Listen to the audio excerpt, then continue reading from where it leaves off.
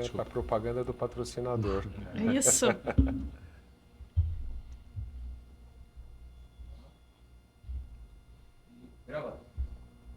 Olá pessoal, Renato Grau, diretamente do INSPER, onde está acontecendo um Trends News Cast no Summit Explore, falando de inteligência artificial na educação. A quarta sessão do dia, a gente trouxe painelistas muito interessantes, cada um com competências complementares e distintas, e nesta última sessão do dia temos Paola Escorteganha. Eu treinei antes, não deu certo, mas Paola Escorteganha está aqui. Paola, professora de pedagogia da Universidade de Ponta Grossa, correto? Paraná. Temos Emerson Bento, diretor de tecnologia educacional do Colégio Bandeirantes, e Rafael Cunha, professor e advisor de Edtex. Sejam muito bem-vindos. A gente vai entrar aqui no tema, né? De quando a tecnologia encontra política pública, sala de aula, a nova escola num país que está levantando uma bandeira de IA, mas a gente está num país de muitas desigualdades. Então, dentre tudo que está acontecendo nesse país, a IA vindo com uma força muito grande, que saiu do hype, eu odeio, não gosto das pessoas que ainda falam, não, mas aí é hype. Não dá mais para a gente considerar isso daí. A gente olha para a IA hoje como a força de uma entidade digital, né? Não é mais aquela questão de uma inteligência artificial, se ela vai superar a humana, mas ela passa a ter uma existência própria derivada da gente. Então, é este o contexto que a gente se encontra. E a gente tem na nova escola professores, seres humanos, que têm uma oportunidade bastante grande, talvez de utilizar o conceito de seres humanos aumentados, seres muito com ferramentas como inteligência artificial. Paula, como você vê o professor, para começar aqui essa discussão, no meio deste contexto com tantas variáveis? Renato, obrigada por estar aqui com a gente e poder ter essa oportunidade de falar um pouco sobre educação, sobre o professor. Nós estamos, né, imersos à tecnologia de uma forma mais abundante, principalmente no momento da pandemia, em que o professor muitas vezes não tinha um domínio, e domínio desde equipamento, de uso, né, de tecnologias, de aplicativos. E num pós-pandêmico muito rápido, a gente começa a ter uma IA generativa que vem, né, com muita desconfiança e numa ideia mesmo de que ela não seria sustentada por muito tempo. Então a gente está ali no 2022, experimentando algumas coisas, mas ainda num processo mais curioso e menos enfático em relação à própria educação. Em 2023, a gente percebe que o cenário ele começa a ganhar um corpo um pouco diferente, né? E com isso a gente já tem ali uma atualização do ChatGPT, a gente já tem as IAs generativas da própria China, a gente já vai vendo as Big Techs trabalhando, né, nesse formato. E ali começam os primeiros movimentos de formação para professores, utilizando IA generativa. A gente tem aquele boom da criação de imagens, né, com algumas IAs. A gente teve ali pelo Bing, que foi bem famoso naquele momento, e todos os professores estavam usando e postam na rede social. E aí a gente tem, né, um passo muito diferente no ano passado, e que eu vejo que é no ano passado, em 2024, que as formações elas começam a tratar, além do que é uma inteligência artificial generativa, e começam a estabelecer um diálogo com a prática pedagógica. Então, a gente vê esse movimento de como esses processos estão adentrando de uma maneira mais efetiva nas escolas. A gente tem uma evolução absurda do ChatGPT no ano passado. Então, quem vem acompanhando entende, né, como que isso vai reverberando. E o professor está ali. E aí, o que a gente, assim, ainda enfrenta quando assim, vai dialogar com o professor, e não é só o professor da educação básica, é o professor da universidade também. Ainda a negação em relação à inteligência artificial. E eu gosto de dar um exemplo que é bem, né, um momento que eu estava ali no ensino médio, início da graduação, e gosto de exemplificar, principalmente para os colegas da universidade. Eu falo, vocês tiveram medo de usar os buscadores de internet. Vocês tinham medo de usar. Vocês tinham medo de usar o Google. E hoje ninguém vive sem o Google. E uma série de outras ferramentas, mas naquele momento a busca, ela era algo assim, bem difícil, e a gente foi se adaptando. Então eu vejo que a discussão não pode mais ser se eu gosto ou não gosto, se aceito ou não aceito, mas como que a inteligência artificial ela vai fazer parte desse cotidiano escolar, como que vai fazer parte do trabalho do professor e como que o professor vai se posicionar em relação às diferentes possibilidades. Algumas são mais ferramenta mesmo, outras ainda um pouco mais distantes, mas a gente precisa entender qual que é o nosso objetivo. E aí, falando de prática pedagógica, a gente precisa... foi um pouco que eu falei de manhã, né? A gente precisa retomar conceito e entender o que é prática pedagógica. Prática pedagógica não é eu ir para a sala de aula e só dar aula. Tem uma questão de intencionalidade. O mesmo se dá em relação ao uso da inteligência artificial. Eu preciso entender a minha intencionalidade na utilização de diferentes IAs. Né? Como que isso vai repercutir no meu cotidiano, o que eu quero com isso, o que eu quero alcançar com o meu aluno, quais são os meus objetivos. Porque, caso contrário, eu sou um reprodutor de ideias, de discursos, e não consigo tomar consciência daquilo que eu estou fazendo, né? Seja na educação infantil ou seja na pós-graduação. Muito bem, então você já traz para a gente, né, uma questão importantíssima de que a tecnologia chegou, extremamente poderosa, chegou pela dor, não pelo amor, provavelmente como a telemedicina chegou para os médicos na pandemia. Então, a inteligência artificial realmente ela se popularizou a partir do ChatGPT, vai completar 3 anos, falou de 2022, e acho que a grande virtude ou característica dela ter exponencializado foi porque ela se tornou muito acessível. Isto não quer dizer que a gente, com essa acessibilidade, a gente tenha os professores preparados para isso.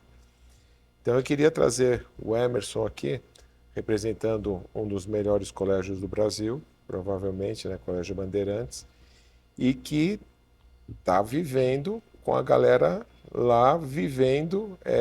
Eu acho que aí, de novo, vem uma demanda dos alunos utilizando todos os recursos, e não sei se pelo amor ou pela dor, mas os professores têm que aprender a lidar. O que vocês estão vivenciando lá e qual a sua opinião a respeito de como os professores podem estar preparados e correr atrás, se é que precisam lá no Bandeirantes correr atrás?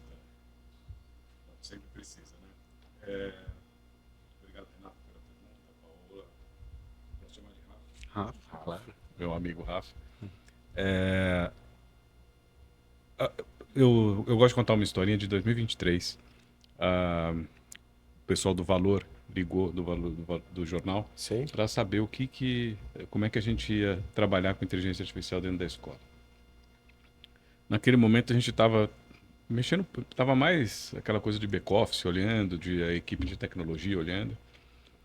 Mas na hora eu não tive dúvida de dizer, a gente vai liberar o uso de inteligência artificial e a gente vai fazer com que os alunos usem a inteligência artificial e vamos fazer formação de professores.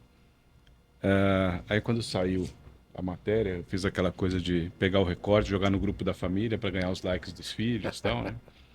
E passou uns 15 minutos, meu filho mais novo me escreve e fala assim, isso era maio de 23. Ele me escreve e fala assim, pai, é verdade que a gente vai poder usar inteligência artificial na escola? Eu falei, filho, é verdade. Ele falou, nossa, que bom, a gente usa desde outubro do ano passado. Olha só que Então, assim, interessante. desde 2022, os alunos estavam usando, Sim. né? E aquilo deu um sentido de urgência enorme, porque o que ficou claro? Que os alunos estavam usando, que os professores não faziam a menor ideia de que os alunos estavam usando, e ainda mais, né? Os professores não sabiam direito o que era inteligência artificial, o que era uma IA generativa. Então a gente tinha que correr para começar uma formação com os professores. Aí em junho a gente já preparou uma primeira sensibilização para os professores entenderem o que estava começando a vir, e até são só 2 anos, né? A gente está em 25, 2 anos e meio, e é até engraçado falar hoje o tipo de ferramenta que a gente levou lá, porque eram ferramentas que hoje praticamente todas essas grandes já incorporaram.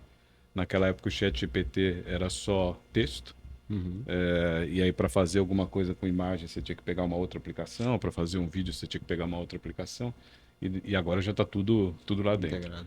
Mas o importante era fazer essa sensibilização e mostrar para os professores que aquilo estava chegando, né? Depois disso a gente começou algumas formações e a gente, na época da transformação digital, a gente aprendeu a trabalhar formação de inovação de uma outra forma dentro da escola. A gente não faz aquela formação tradicional de alguém ir lá e falar sobre alguma coisa. A gente usa esse modelo mais quando quer sensibilizar sobre algum assunto. Mas o que a gente faz é trazer os professores que a gente identifica como early adopters, traz eles para um ambiente, trabalha o que a gente quer mostrar para eles, e na sequência eles mesmos são os disseminadores daquela tecnologia nova dentro da escola. Porque a gente entendeu que se ficar a diretoria de tecnologia querendo dizer para o professor qual que é a ferramenta que ele tem que usar, dizer qual que é a formação dele, tem muito menos apelo com ele do que se um colega dele começa a mostrar para ele como que dá para usar aquela tecnologia. Isso foi interessante porque no final o que acabou acontecendo é que a gente sai de um lugar de muito protagonismo do ponto de vista de todo o professorado, mas a gente trabalha com aqueles professores que gostam demais de tecnologia. Então isso de certa forma também facilitou o nosso trabalho, porque a gente começou a conversar só com os grandes disseminadores, né? Então hoje tem sido esse movimento dentro da escola. O que é importante aqui, um pouco antes da gente começar, a gente estava fazendo uma conversa sobre o travessão no ChatGPT, se a letra, como é que é a letra, como é que não é. O que a gente esperava lá atrás é que os professores começassem a usar o ChatGPT, e aí quando meu filho fizesse lá o trabalhinho dele, viesse com travessão, viesse com as letras, e o professor tivesse capacidade de identificar. Porque é esse uso que vai trazendo uma formação para a pessoa ali. Então, a gente está nesse processo, é um grande desafio, porque, mais uma vez, é uma tecnologia que tem um potencial enorme de mudar a cultura. Então, quando a gente recebeu lá os celulares e o Wi-Fi, não foi só uma entrada de uma nova tecnologia, foi uma nova forma de se relacionar. A gente passou a se relacionar mais em rede, coisa que não acontecia. E agora a gente tem uma outra tecnologia em que a gente vai ter que aprender não só a se relacionar em rede, mas se relacionar em rede com as máquinas. Então, como é que eu me relaciono com a Paola, como é que eu me relaciono com uma máquina, como é que a máquina se relaciona comigo. Então, essa é uma nova mudança cultural que vai acontecer. E eu carrego uma pequena frustração de 12 anos para cá, porque, como brasileiro, eu via uma grande oportunidade de uma tecnologia que tinha uma capacidade de disrupção, da gente conseguir levar isso para as escolas, não só escolas como Bandeirantes, mas escolas públicas também, e começar a fomentar esse novo tipo de forma de viver, de tipo de se relacionar. E acho que os brasileiros adultos não conseguiram fazer isso, e a gente não conseguiu ensinar as nossas crianças como que elas poderiam fazer. Nos restou proibir. E isso me deu muita frustração quando eu vi aquilo, porque eu falei assim, pô, não, acho que não conseguimos. O que eu espero agora é que a gente consiga, com essa nova tecnologia que está entrando, a gente aprenda que a gente tem que andar com um pouco mais de velocidade. Não dá para ficar esperando muito a gente tem que começar a regulamentar logo, a gente tem que começar a entrar mais nessa tecnologia com mais coragem, para que os pequenos brasileiros e brasileiras, de novo, não percam uma oportunidade de uma tecnologia nova que está passando e a gente ficar para trás. Perfeito, muito bem. Rafael, você é um cara que vive no mundo das edtechs, né? Vim das edtechs e passei esse último ano na educação pública aqui do estado de São Paulo. Educação pública? Isso. Mundos totalmente diferentes. Eu tava jogando futebol e de repente eu caí numa piscina e tive que nadar. É mais ou menos essa. É esporte, né? No caso, é educação, sim, mas ambiente completamente diferente. Então, é muito interessante você poder trazer esse olhar para a gente, né? mundo do empreendedorismo, das edtechs, de fazer as coisas acontecerem com uma velocidade que normalmente tem que ser grande, né? Você cria uma startup, uma edtech, e a velocidade, se não tiver velocidade, provavelmente não vai conseguir ter resultado. E o poder público normalmente tem uma outra velocidade, né? De uma maneira, se você puder falar um pouquinho desse contraste entre as duas, legal, seria interessante. Fazendo um recorte, as edtechs, no geral, né? Claro que variam os modelos de negócio, mas as edtechs, elas partem de reconhecer uma dor muito grande de um usuário, né? Sim. Pode ser uma pessoa física, pode ser uma empresa, etc. Ele propõe soluções, normalmente usando tecnologia, e faz com que essas soluções sejam absurdamente escaláveis, né? De preferência, não só escaláveis, mas a palavra que já é moda há uns 10 anos, disruptivos. Eu sempre evito, né? Todo mundo quer ser disruptivo em algum momento. E elas, como elas são pequenas, elas se organizam com o uso de tecnologia. Tem um conceito de startup enxuta, do Eric Ries, é um conceito de 2008, que até hoje, 2025, as pessoas ainda não usam. Elas se movimentam muito rápido, elas conseguem entregar muito rápido, às vezes crescem muito rápido, mas também caem no ostracismo tão rapidamente quanto muitas vezes, tá? O poder público, né? E aí estamos falando, sei lá, o Estado de São Paulo, a Secretaria de Educação do Estado de São Paulo, em 2025, o orçamento dela era 31,8 bilhões. Orçamento, óbvio, geral, né? Para tudo. E, enfim, eu falei de manhã, mas só repetindo os números, 3 milhões e 500 mil alunos na educação básica, 5.300 escolas, mais ou menos 300 mil colaboradores, é um colosso. Nem preciso dizer que velocidade não há, por definição, nem pode ter, porque, né, a frase comum de EdTech é run fast and break things, né? Ande rápido, corra, mova-se rápido e quebre as coisas. O Estado ele tem que ser muito mais responsável. Essa é uma desvantagem do ponto de vista competitivo, mas tem uma grande vantagem. O Estado não tem que dar ROI, retorno do investimento, não tem que ser EBITDA positivo, não tem que dar retorno para os investidores, né? Ele tem que implementar políticas públicas que, no caso da educação, consigam trazer aprendizagem. E por que eu estou mostrando esses dois mundos? O ideal seria que esses dois mundos o tempo todo conversassem. Quais são as grandes dores do Estado? Como é que mecanismos ou modelos de negócio conseguem endereçar essas dores e fazer com que essa agilidade consiga rapidamente sanar essas dores? E o Estado conseguir ser cada vez mais ágil para identificar quais são que empresas são essas que conseguem, de alguma forma, ajudar. Voltando para o Estado de São Paulo, que é meu exemplo mais... programa de inovação aberta, só que em vez de uma grande empresa, olhando para o governo. Olhando para o governo, exato. E hoje o Estado de São Paulo tem 12 plataformas educacionais trabalhando para alunos e professores, tá? Não 12 ao mesmo tempo para todos os alunos e todos os professores, mas tem plataformas de leitura, plataformas de redação, plataformas de matemática gamificada, plataformas de programação, linguagem computacional, plataforma de inglês com writing, speaking, listening, todos os elementos da aprendizagem de inglês. E nesse caso, o que a gente está conseguindo é, sem dúvida alguma, trazer o melhor de um mundo para ajudar ou fomentar, resolver problemas desse outro mundo. Se a gente conseguir fazer isso, aí sim, com mais estados da federação, com políticas públicas que sejam... Né, hoje tem eu não entendi nada disso, mas hoje eu entendo, né? Quando você não faz uma política pública, quando você não consegue, por exemplo, ter lei, basta vir um outro partido na gestão seguinte, com outras ideias, que tudo que foi feito, bom ou ruim, sem entrar em nenhum espectro ideológico, aquilo se perde, cai, deixa de existir. Então também é nossa responsabilidade como cidadãos que as boas ideias, os bons, seja qual for o partido, ou seja qual for o lado do espectro ideológico, elas sejam mantidas como uma política de Estado. E aí talvez a gente consiga, já que o objetivo final é aprendizagem, talvez a gente consiga chegar a níveis muito superiores ao que estamos agora, usando tecnologia, usando IA. Excelente.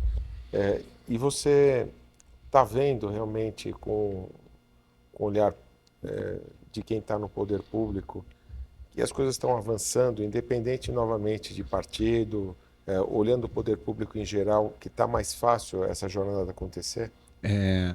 o que eu percebi, né, eu fiquei esse ano, desde a gente está no dia aqui de hoje, é que eu tô sem óculos. 18 então, de novembro. 18 de novembro.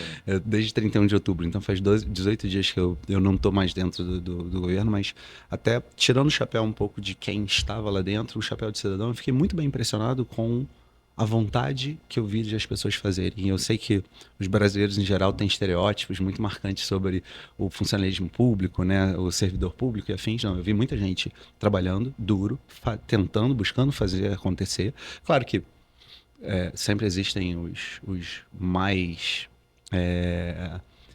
ativos e aqueles que às vezes são mais cuidadosos, tal, mas eu vi muita gente boa, não só no estado de São Paulo, mas também em contato com outros estados da federação, muita gente boa buscando fazer diferente. Não no ostracismo de 30 anos atrás, que era um pouco mais do mesmo, mas sim buscando, né, saindo um pouco do discurso e colocando em prática. Isso, como cidadão, eu acho que eu fico muito orgulhoso. Ao mesmo tempo, os desafios são gigantescos. Hoje de manhã eu falei que a gente está discutindo IA, mas tem escola sem ar-condicionado e em fevereiro, que é quando começam as aulas, são temperaturas absolutamente... não veio, fugiu agora a palavra. Mas... não, eu queria dizer insalubres, né? Tornam, eu não estava vindo a palavra. Sim, sim. De um professor que vai chegar às 7 horas da manhã, vai sair às 6 da tarde, vai ficar dar aula o dia inteiro, e ele sai melado. E essa palavra tem que tomar cuidado, mas é literalmente melado só. Então, a gente está falando de IA, uso de tecnologias, disrupção, crescimento exponencial. Às vezes a gente precisa do básico. E quando eu falo aí do básico, um ambiente, climatização adequada para determinadas épocas do ano, alimentação, se bem que merenda, pelo menos no estado de São Paulo, é muito elogiado, um dos principais pontos. Infraestrutura básica, internet adequada, devices adequados, né, computadores, tablets e afins, e um grupo de pessoas realmente interessadas em fazer. Professores que vão à aula, não faltam. Muitas, né, a gente tem um problema de falta de professores que é muito significativo. E aí, enfim, eu não lembro qual foi a origem da pergunta, mas eu sei que somando esses elementos, a gente... lembrei. Eu percebo que, assim, se olhar 5 anos para trás, 5 é muito pouco, 10 anos para trás, eu acredito que, como brasileiros, nós estamos indo para um caminho melhor do que estávamos, embora ainda tenha muita coisa para fazer. Excelente. E Paola, a gente já sabe que tem muito trabalho a ser feito de base para poder que a inteligência artificial realmente atinja todo mundo que a gente imagine nesse país de desafios. Você se lembra de alguns casos de sucesso aí de, apesar dos desafios, a IA está fazendo uma diferença neste projeto, naquele projeto, que você poderia trazer? A gente tem algumas ações ainda muito isoladas, mas a gente tem bons casos que a gente pode falar sobre eles. Sim. Então, a gente tem exemplo, eu vou trazer da própria UEPG, né, que a gente tem o professor Albino, que inclusive esteve aqui na parte da manhã, e ele utilizou na disciplina dele de graduação um trabalho com a inteligência artificial. E aí o grande ponto é como que você consegue fazer uma transposição didática com tudo isso. E o ponto era, e isso gerou até uma publicação, que eu contribuí com a publicação, que o aluno vai usar a inteligência artificial na graduação. Eu lamento os meus colegas que ainda acreditam que o aluno não está utilizando o ChatGPT.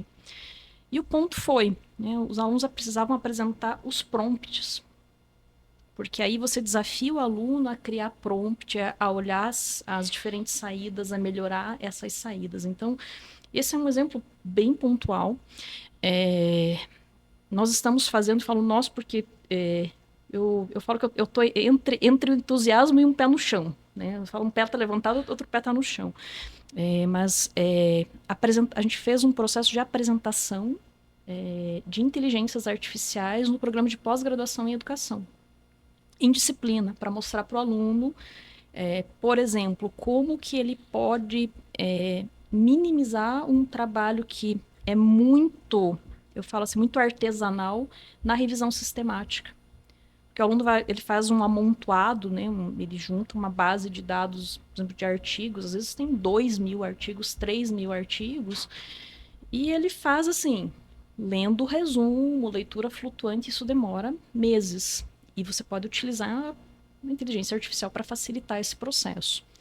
Da mesma maneira, vejo que nós temos professores na educação básica, porque nós temos plataformas em alguns lugares. Paraná tem, na rede estadual, São Paulo tem, algumas redes municipais têm, principalmente as maiores. A gente vai para a rede menor, a gente já não está falando sobre isso, a gente não tem... É mais o interesse, a disponibilidade e a ação individual. Então, me chamou muita atenção um relato de uma diretora comentando que as crianças do Fundamental 1, crianças ali de 8 anos, numa disciplina que é uma disciplina de projetos, a professora falando, né, era para construir uma história em quadrinhos, e aí ela indagando as crianças ali, 7, 8 anos, como é que a gente vai fazer isso, né? Ela imaginando que eles iam falar, que iam desenhar, a gente usa o ChatGPT. Porque minha mãe usa o ChatGPT, então é mais fácil, a gente coloca lá e o ChatGPT traz pra gente aquilo que a gente precisa. Sim. E aí vem todo o processo de como olhar para essas situações e, de fato, né? Eu falo do limão, a gente pode fazer várias coisas, né? A gente pode chorar segurando o limão, que não era uma laranja, ou a gente faz faz limonada, faz caipirinha, faz bolo, enfim. Então a gente precisa saber como é que a gente vai lidar com esses limões que a gente vai tendo. Então, porque falta estrutura, muitas vezes o professor não tem o melhor celular. A gente tem muitos professores que hoje não tem computador, não tem, nem portátil, nem de mesa. Mas não essas tem. Questões de infraestrutura a gente vai ter que lidar. E vai ter que lidar. E aí é como você incentiva esse professor a ter respostas como essas das crianças lá da rede pública, que estão lá e que já estão usando o ChatGPT, e transforma isso num projeto, numa ação, numa intenção, que pode, inclusive, mostrar para a criança como que ela vai usar, como que ela vai utilizar da melhor maneira possível aquele aplicativo. Sim. Então... Na verdade, é fazer o fácil, né? Vamos ver, a ferramenta está aí, acessível, como você pode usar a ferramenta da melhor maneira possível. É a ideia do que o Leonardo da Vinci ele fala, né? Que a simplicidade é o último grau de sofisticação. Sim. É fazer o simples bem feito. Perfeito. E aí, como que você vai incentivando aqueles que estão, né, à sua volta a fazer. Então, assim... Perfeito. Vai criando um ambiente que proporcione a utilização disso de uma boa maneira. Legal. Emerson, alguma coisa disruptiva que você tem visto, não só de repente no Bandeirantes ou no ecossistema, que você fale, bom, a nova escola, ela vai conseguir implantar alguma coisa que você tenha visto por aí? Renato, acho que a gente está muito no comecinho, né? Sim. Da IA. Então, aquela analogia que as pessoas fazem do comparar IA com a internet e falar da era de escada da internet e tal. Acho que a gente tá por ali, né? Acho que dá para falar assim o que eu sinto o meu faro do que pode tá para vir e o que me dá esperança, né? Eu acho que eu vejo duas coisas começarem a aparecer ao mesmo tempo e isso me chama atenção em todos os eventos de inovação que eu vou, que é as pessoas falarem muito de IA e as pessoas falarem muito de autoconhecimento e de pausa para respiração, pausa para meditação, uma viagem para dentro. Ao mesmo tempo, você vê um mundo que era totalmente masculino começa a ter mais feminino. Me parece que um mundo com viés mais feminino, com máquinas podendo fazer coisas que são mais repetitivas e as pessoas buscando um autoconhecimento e procurando entender aquilo que elas têm como necessidade como gente, me parece que daqui pode sair alguma coisa interessante. E acho que isso pode ser disruptivo. Dentro da questão de buscar o mais simples, a gente está olhando o ser humano como humano, uma tecnologia que está vindo que pode tornar o ser humano aumentado. Entender esse contexto, você busca um equilíbrio e através desse equilíbrio você vai buscar novos recursos para chegar a resultados diferentes. Alguma coisa por aí. Eu acho que teve no SXSW do ano passado, de 24, sim, a palestra de abertura foi a vice-presidente da NASA e uma poetisa. Então já começou com isso que eu estava falando, né? Duas mulheres no palco principal, abrindo o principal evento de inovação. Sim. Uma falando de evolução para fora do planeta. Então ela contando um pouco dos grandes projetos que a NASA tem hoje de levar a humanidade para fora do planeta. E uma outra falando do desenvolvimento pessoal e falando da poesia do desenvolvimento humano. Eu acho que essas coisas pode ser que dê uma coisa boa. Então, e isso é totalmente disruptivo, porque no fundo a gente vai deixar de servir, se isso acontecer. A gente deixa de servir a um sistema que afasta a gente do nosso ser mais íntimo, e a gente tem que ficar o tempo inteiro entregando para fora. Sim. E de repente com essa mudança toda a gente possa começar a entregar um pouquinho mais para nós mesmos e entregar o que de melhor a gente tem para o dentro desse contexto, né, você está trazendo uma visão mais do ser humano no meio de toda essa transformação digital. Desculpa, Renata, que eu acho que isso é que é disruptivo. Sim, perfeito. Concordo, mas a gente está, assim como você falou do SXSW, né, eu todo ano para lá também, a gente tem alguns conceitos de busca de uma sabedoria ancestral, de a gente voltar para o passado. Uma das melhores palestras que eu vi esse ano era de um cientista brasileiro radicado, está na frente da Universidade de San Diego, que ele mostrou como criar um cérebro humano no laboratório a partir de células. E ele chegou à pesquisa com nanorobôs e tudo isso, e chegou na selva amazônica espalhando nanorobôs para buscar princípios ativos para aplicar naquele cérebro que ele está criando em cima de placas de circuito impresso. Então eu acho que a gente está nessa fase realmente de a gente buscar a essência, olhar todo o mundo de tecnologia, todos os recursos e ver o que o ser humano pode se diferenciar. A gente está caminhando aqui para o final, mas, Rafael, eu vou começar por você aqui numa provocação.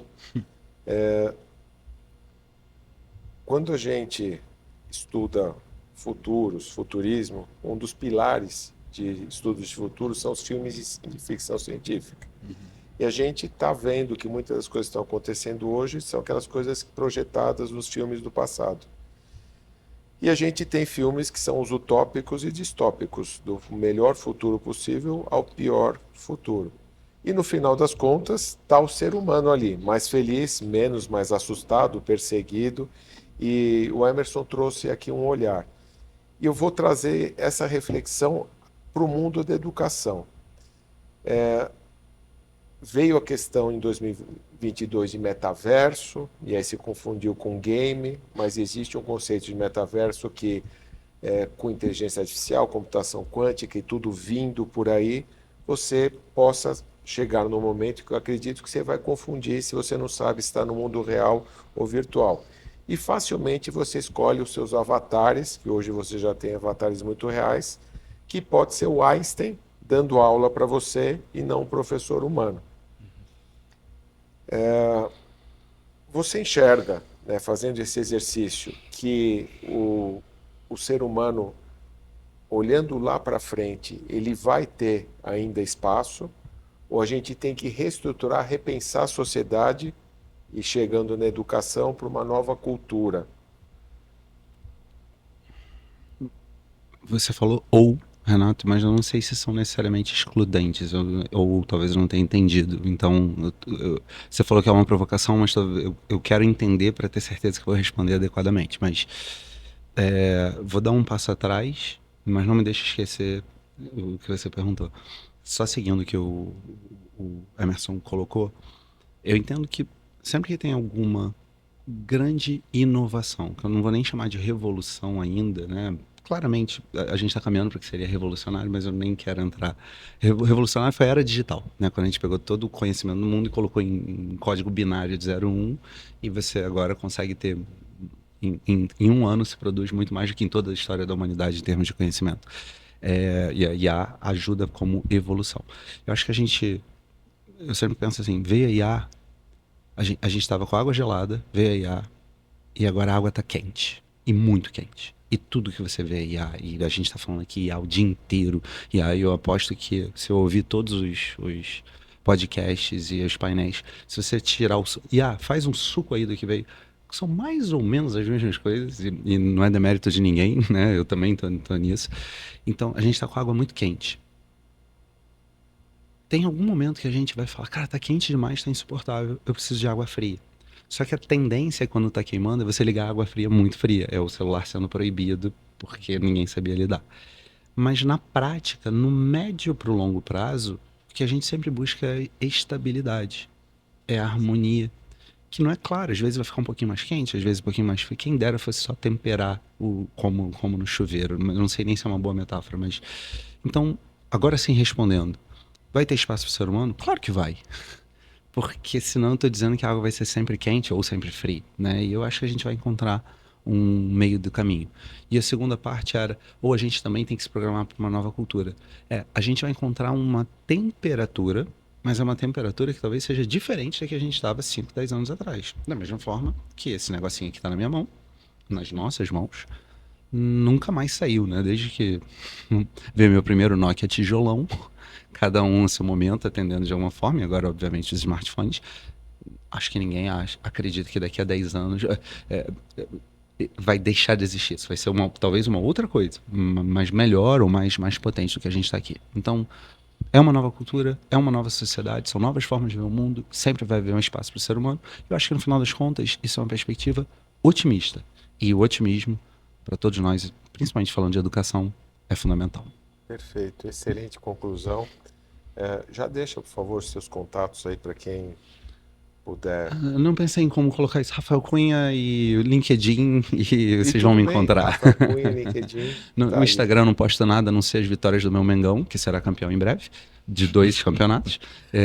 Então, acho que vocês vão querer seguir por isso, tá?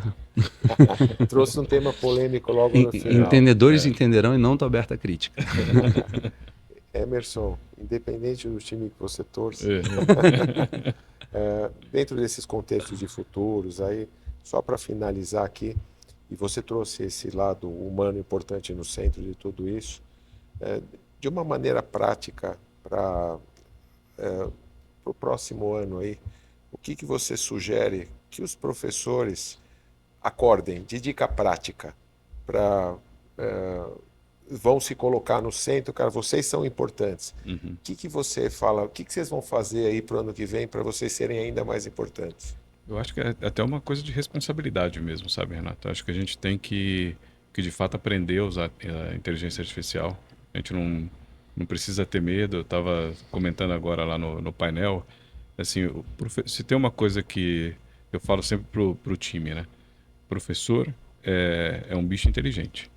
Isso é muito positivo, facilita muito o trabalho. Mas às vezes dificulta porque ele também é muito inteligente. Então ele vai te questionar, ele vai querer perguntar, Eu acho que a gente está num momento que a gente tem menos respostas, portanto não adianta ficar fazendo muita pergunta. Acho que é hora de vestir o sapato, vestir o tênis, entrar no meio desse matagal aí de inteligência artificial e começar a tentar entender o que tem lá. E começar a aprender para poder ajudar as crianças e para poder ajudar os alunos. E lembra que, desculpa, eu sei que mas não existe faixa preta em inteligência artificial ainda. Não tem ninguém com 5 anos de experiência em inteligência artificial, nem a OpenAI, né? Ela pode falar em machine learning. Todo mundo é faixa branca, talvez alguns faixa azul, talvez faixa roxa. Bom, é a ordem, né, do jiu-jitsu. Ninguém é faixa preta. Então quem correr atrás agora consegue chegar, né? Se tiver vontade e os meios, claro, que permitem isso. Desculpa, deixa eu interromper. Não, tudo bem. Eu vou repetir uma coisa que eu ouvi lá há poucos dias, que a pessoa falou assim, o cara que sabe que faz IA é que nem o adolescente que falava que sabia fazer sexo, né? Porque o cara, na verdade, ele acha que todo mundo está fazendo, mas ninguém está fazendo. Ele mesmo precisa dizer para todo mundo que ele está fazendo, porque senão ele fica com meio cara de bobo. Mas no fundo é o que o Rafa está falando. Está todo mundo aprendendo. Está todo mundo no começo. Muito bem. Um falou de futebol, o outro sexo, você fala de religião.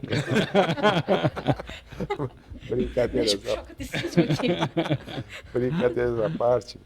Paola, só para finalizar, agora o ponto de vista do estudante. Você tem os seus alunos. Meus alunos, ano que vem, dica aqui da professora do que vocês vão correr atrás.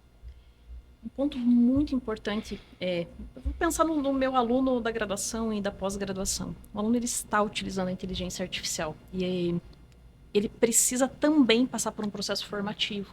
Só que ele não é mais uma criança que a gente está ali acompanhando de uma forma diferente. Então, ele precisa correr atrás de alguns processos que a universidade não vai fazer isso por ele. Então, há necessidade de realmente assim, de um entendimento do que é uma IA generativa e entender de fato o que significa gerar alguma coisa, gerar um texto, e perpassar por esse processo de entendimento de que nem toda saída é uma saída adequada. Existe uma diferença enorme entre, por exemplo, um ChatGPT gratuito e o pago. Então, as saídas são muito diferentes. O que eu consigo trabalhar e otimizar, né, da minha vida prática, cotidiana e acadêmica é muito diferente. E eu não preciso ter medo da inteligência artificial, mas eu preciso entender que, se eu estou disposto a utilizá-la, eu preciso entender como que ela funciona. Então, dica para aluno que está lá no médio, está na graduação, entenda, conheça, reconheça os seus limites, entenda que se você sabe sobre aquele assunto, a saída, você tem como perceber se ela é legal ou não, né, e consegue enxergar quando ele está alucinando. Mas se você não tem noção nenhuma sobre aquilo que você pergunta, eu ainda sugiro para o meu aluno, vai para o buscador, vai atrás de fontes. Confirmar as informações. Porque ela está ali, né? Ela está se adaptando junto conosco, né? Quem acha tá aprendendo também, é isso. Então, tanto é que, assim, eu acho que algumas pessoas perceberam, mas nem todas. A gente está com o ChatGPT 5.1, né? Que mudou nesses últimos dias. Assim, né? E, assim, nem percebi e quando aí, entrou, assim, mas entrou. Assim, deixa eu tentar entender o que mudou do 5 para o 5.1. Claro que quem está discutindo sobre isso está mais atento. Mas a ideia é mesmo assim, né? Como que eu uso e como que se aprofundar, entender como mais. Que isso contribui. Então fica aqui, né, pessoal, essa conclusão de que sejam os professores, sejam os alunos, é importante entender de uma maneira mais profunda tudo o que está acontecendo e o que é uma ferramenta ou é muito mais do que uma ferramenta, aprender a lidar com isso. Os seus contatos e do Emerson, seus para... Meu é muito fácil, por favor, vai estar escrito em algum lugar meu nome, então vocês procuram a Paola Escorteganha, vocês me encontram tanto no Instagram quanto no LinkedIn. Pode mandar mensagem que eu respondo. Eu falo que a minha assinatura escrita, a caneta e meu telefone é bem fácil, todo mundo tem. Se entrar em contato, eu vou responder sim. Muito obrigado. E Emerson? Meu no LinkedIn, fácil, Emerson Bento Pereira. Maravilha. Pessoal, muito obrigado por vocês estarem aqui. Papo ótimo. Quem esteve conosco, muitas reflexões geradas.